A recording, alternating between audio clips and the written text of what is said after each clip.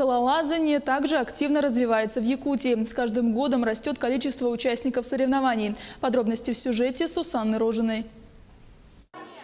В эти дни на базе второй школы проходят третьи республиканские соревнования по скалолазанию среди любителей. В них принимают участие более 100 школьников. Самая большая часть ребятишек участвует в 2007-2006 год. Нынче у нас приехали участвовать ребята из Уснеры.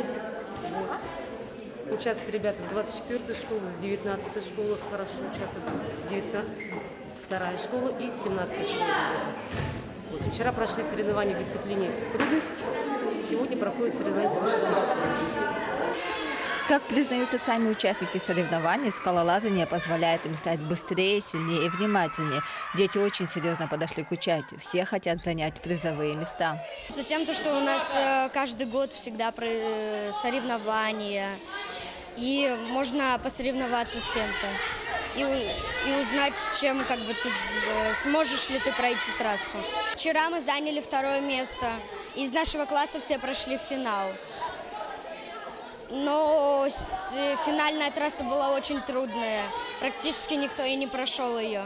Скалолазание – это мой теперь любимый вид спорта. Силу, ловкость, скорость и внимательность. В связи с тем, что занятия по скалолазанию проводятся в школах абсолютно бесплатно и недавно были включены в олимпийскую программу, родители с удовольствием отдают детей в этот перспективный вид спорта. Во-первых, это физическая подготовка, все-таки немаловажную роль играет, да, тем более сейчас такой век, что телефоны, гаджетов много. Поэтому мы всеми руками, как родители, ногами забыли за то, чтобы ребенок посещал. Упорство, настырность дает ребенку, физическую подготовку. И то, что в школе проводится очень много соревнований, ребенок, например, посещает кружок и идет на соревнования и уже видит результат. То есть получается тренировки и результат, тренировка и результат. 4 раза в неделю ходит сюда. Намного физически сильнее стала. И ее подружки тоже сюда ходят, и она с радостью все сюда приходит.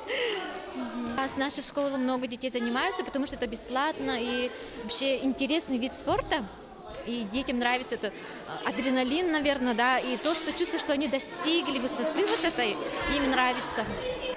Если раньше скалодром был только в одной столичной школе, то сейчас уже в нескольких учебных заведениях. Это свидетельствует о том, что данный вид спорта становится все более популярным среди населения. Кто знает, может, в Якутии через несколько лет появится свой олимпийский чемпион по скалолазанию.